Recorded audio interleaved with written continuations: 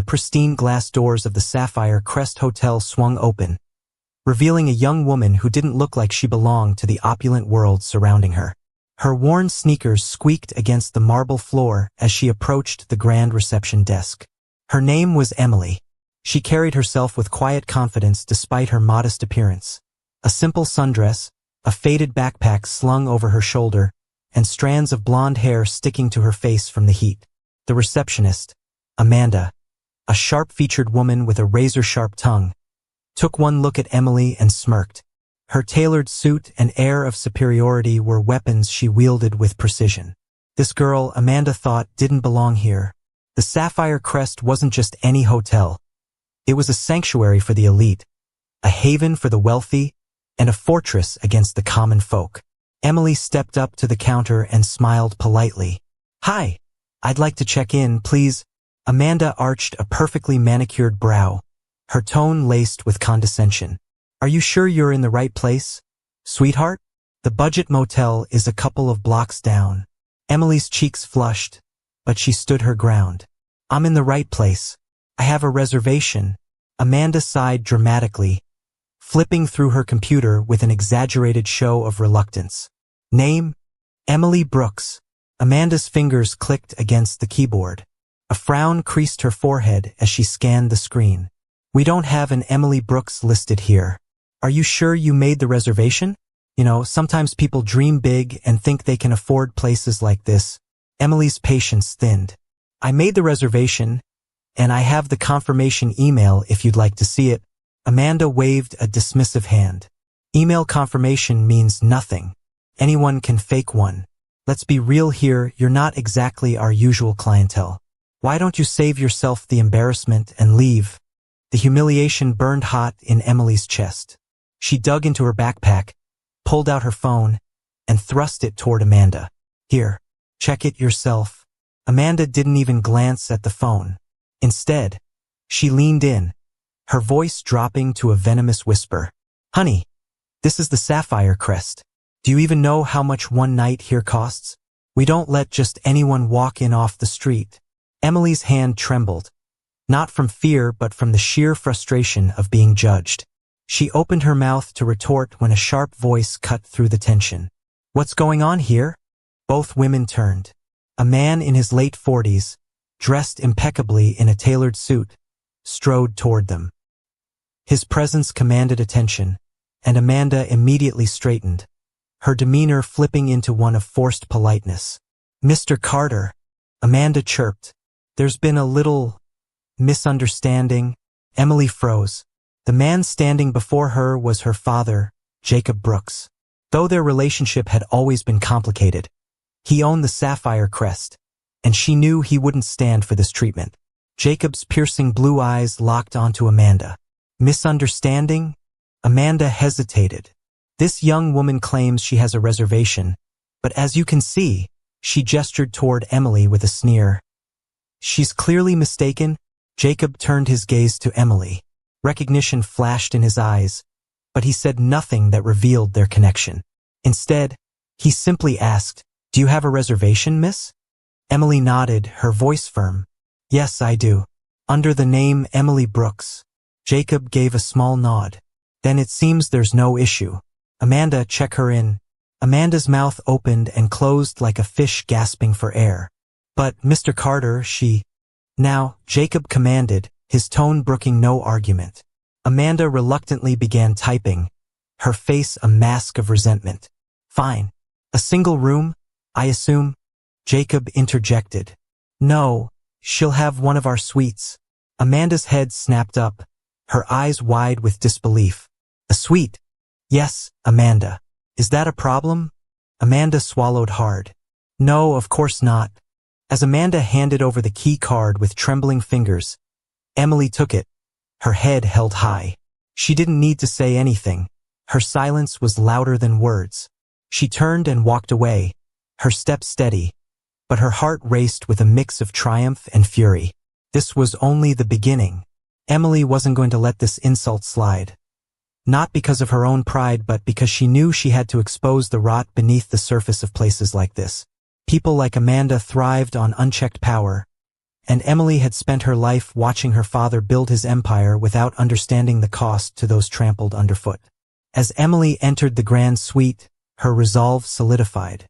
It wasn't just about revenge. It was about setting things right. But she wasn't prepared for what would come next. The skeletons she'd uncover, the alliances she'd form, and the high-stakes battle that would unfold, shaking the Sapphire Crest Hotel to its core. Emily paced the lavish suite, her fingers brushing against the silken curtains, the polished wooden furniture, and the marble countertop of the minibar. The sheer extravagance of the room was a stark reminder of her father's empire, a world she had purposely distanced herself from. But now, she was back, and the fire in her chest demanded action. Her phone buzzed. She glanced at the screen to see a text from her best friend. "Mia, how's the hotel? You okay?" Emily quickly typed back. "It's complicated, but I'm not leaving until I fix this." Emily descended the grand staircase, her head held high. The lobby buzzed with activity. Businessmen barking into phones, tourists gawking at the chandeliers, and staff flitting about in hushed efficiency. Amanda stood at the reception desk, her posture stiff, her lips pursed into a thin line. Emily approached her like a storm brewing on the horizon. "Good morning," Emily said, her tone cool but edged with steel. Amanda looked up, the fake smile plastered across her face barely concealing her disdain. "Oh, it's you. Enjoying your stay?" "Immensely," Emily replied. "I'd like to speak with the manager." Amanda's smile faltered. "Mr. Carter is very busy." Emily leaned in, her voice dropping to a whisper. "Then tell him his daughter is here." Amanda froze, her eyes darting toward the office door. "Daughter?" Emily crossed her arms, waiting. Amanda stammered out an apology before disappearing into the office. Moments later, Jacob emerged, his expression unreadable. "Emily," he said, his voice steady. "Let's talk somewhere private." In his office, Jacob gestured for Emily to sit, but she remained standing. The tension between them crackled like static electricity. "What are you doing here?" he asked, leaning against his desk. "Trying to enjoy a vacation," Emily replied. "But your staff had other ideas." Jacob sighed. "I'll handle Amanda. She'll apologize." Emily's laugh was bitter. "This isn't just about her. It's about everything, the way people like her treat others because they think they can. The way this place thrives on exclusivity while stomping on anyone who doesn't fit the mold." Jacob's jaw tightened. "You don't understand how the business works, Emily. We cater to a specific clientele. And that gives your staff the right to humiliate people?" She shot back. "You've built a palace for the rich and powerful. But at what cost?" Jacob ran a hand through his hair, frustration etched across his face. "What do you want me to do?" "Let me work here," Emily said suddenly. Jacob blinked. "What?" "You heard me. I want to work here. Start at the bottom, see what really goes on. I won't tell anyone who I am. Just let me do this." Jacob hesitated. "You don't know what you're asking for." "I know exactly what I'm asking for," Emily said. "Unless you're afraid I'll uncover something you don't want to see." Her words hung in the air like a challenge. Jacob finally nodded. "Fine. But don't expect any special treatment." Emily's first shift began at the front desk. Amanda, who had clearly been briefed to keep her behavior in check, handed Emily a crisp uniform. "Try not to embarrass us," she said with a forced smile. Emily smirked. "I'll do my best." Her tasks were mundane, checking in guests, answering phones, and directing inquiries. But it didn't take long for her to see the cracks in the hotel's pristine facade. Staff whispered about unfair workloads, guests complained about overcharges, and the air reeked of silent desperation. One particularly tense moment came when a harried housekeeper named Rosa approached Amanda, nervously clutching a cleaning schedule. "I can't do all these rooms in one shift," Rosa said, her voice trembling. "It's too much." Amanda's response was icy. "Then maybe you're not cut out for this job." Emily watched, her fists clenched, as Rosa retreated, tears brimming in her eyes. It was the same dynamic she had experienced at the front desk. Only now it was clear that Amanda's cruelty extended far beyond her. By the end of her first week, Emily had earned the trust of several staff members, including Rosa and a young bellboy named Daniel. She listened to their stories of mistreatment, long hours, and low pay. Slowly, a plan began to form in her mind. Late one night, she gathered a small group in the break room. "This place needs to change," she said. "But we can't do it alone." Rosa looked skeptical. "What can we do? They'll fire us if we speak out." "They won't fire all of us," Emily said. "We need to stand together, expose what's really going on here." Daniel nodded. "But how do we do that?" Emily smiled, a spark of determination in her eyes. "Leave that to me." Emily spent the next few weeks gathering evidence. Photos of unsafe working conditions, recordings of Amanda's verbal abuse, and testimonies from staff. She even managed to capture video footage of a high-ranking manager skimming money from the hotel's accounts. With everything compiled, she approached her father. This time, she didn't ask for permission. She demanded action. "Emily, this could ruin us," Jacob said, his face pale as he reviewed the evidence. "Or it could save us," she countered. "You always taught me to fight for what's right. Now's your chance to prove you meant it." Jacob's gaze softened. For the first time, he saw not just his daughter but a fierce, determined woman standing before him. "All right," he said. "Let's do this." What followed was a storm of media attention. Emily and Jacob held a press conference, exposing the corruption and pledging to rebuild the Sapphire Crest as a place of integrity. Amanda and the corrupt manager were fired, and the staff received better pay and treatment. The journey wasn't easy, and the road ahead was long. But as Emily stood in the lobby, watching Rosa smile for the first time in weeks, she knew it had all been worth it. The Sapphire Crest Hotel had always been a beacon of luxury, but now it was on the verge of becoming something far greater, a symbol of transformation. Emily's actions had sparked a revolution, both within the hotel and beyond its glittering walls. But as the dust settled, the real work began. The hotel's reputation hung by a thread, and both Emily and her father knew they had to rebuild not just its image, but its very foundation. Emily sat in the newly renovated break room with Rosa, Daniel, and a few other staff members. The atmosphere was tense, but it carried a sense of hope. Jacob entered the room, looking uncharacteristically humble. "Thank you all for coming," he began. "I know the past few months have been hard, harder than they should have been. And for that, I take full responsibility." The staff exchanged wary glances. Jacob continued, "This hotel was my dream, but somewhere along the way, I lost sight of what really matters, the people who make it all possible. That changes today. Starting now, every decision we make will prioritize fairness, respect, and dignity for everyone here." Emily watched her father closely. His voice lacked its usual commanding tone, replaced instead with genuine regret. She felt a pang of something she hadn't expected, pride. Daniel raised a hand hesitantly. "What about the pay cuts we've been dealing with? And the impossible schedules?" Jacob nodded. "Those were wrong and we're fixing them.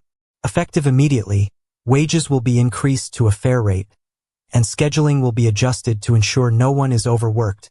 Rosa spoke up, her voice trembling. "And Amanda? Will there be more people like her?" Emily stepped in. "That's why we're establishing a staff council, so you all have a voice in how things are run. If there's ever another Amanda, you'll have the power to hold them accountable." The room buzzed with cautious optimism. Emily didn't stop there. She worked tirelessly alongside Jacob to implement changes. They partnered with local organizations to ensure fair hiring practices and launched an employee wellness program. Weekly staff meetings became a norm, giving everyone a platform to voice their concerns and suggestions. The transformation wasn't just internal. Guests began to notice the changes too. The staff were more relaxed, their smiles genuine. Reviews poured in, praising not just the hotel's luxury, but the warmth and hospitality of its employees. Meanwhile, Amanda's story took a darker turn. After being fired, she attempted to sue the hotel for wrongful termination, but Emily's mountain of evidence crushed her claims. Her reputation in the hospitality industry was ruined, and she struggled to find work. One day, Emily spotted Amanda outside a coffee shop, looking disheveled and defeated. Against her better judgment, Emily approached her. "Amanda," she said softly. Amanda looked up, her eyes narrowing. "What do you want? Come to gloat?" "No," Emily replied. "I came to see if you're okay." Amanda laughed bitterly. "Do I look okay?" Emily hesitated. "You made some bad choices, but that doesn't mean you can't start over. Everyone deserves a second chance. If they're willing to change." Amanda's expression softened, but she quickly masked it with a scoff. "Spare me your pity," Emily sighed, handing her a card. "If you ever decide you want help, call me." As she walked away, Emily couldn't help but wonder if Amanda would ever take her up on the offer.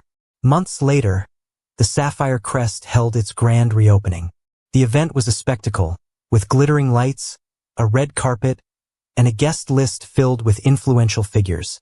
But for Emily, the real highlight was seeing the staff, dressed to the nines, laughing and mingling with the guests, their confidence radiating. Jacob took the stage to give a speech, but instead of addressing the crowd, he turned to Emily. "This hotel is more than just a business. It's a legacy. And tonight, I want to recognize the person who reminded me what that legacy should stand for. Emily, thank you for showing me what true leadership looks like." The crowd erupted into applause, but Emily's focus was on the faces of the staff. Their smiles were all the recognition she needed. In the weeks that followed, Emily considered her next steps. The Sapphire Crest was thriving, but her work there felt complete. One evening, Jacob found her sitting on the balcony of the suite she had once checked into under such different circumstances. "You're leaving, aren't you?" he asked. Emily nodded. "There's so much more I want to do." This was just the beginning. Jacob smiled, a rare warmth in his eyes. "Wherever you go, you'll make a difference." "I'm proud of you, Emily." For the first time in years, Emily felt the weight of their complicated history lift. "Thanks, Dad." As Emily packed her bags, she looked around the room one last time. The Sapphire Crest had been a battleground, a classroom, and a home. It had changed her as much as she had changed it. With one final glance at the hotel's glowing facade, Emily stepped into the waiting cab, ready to take on whatever challenge came next. Because if there was one thing she had learned,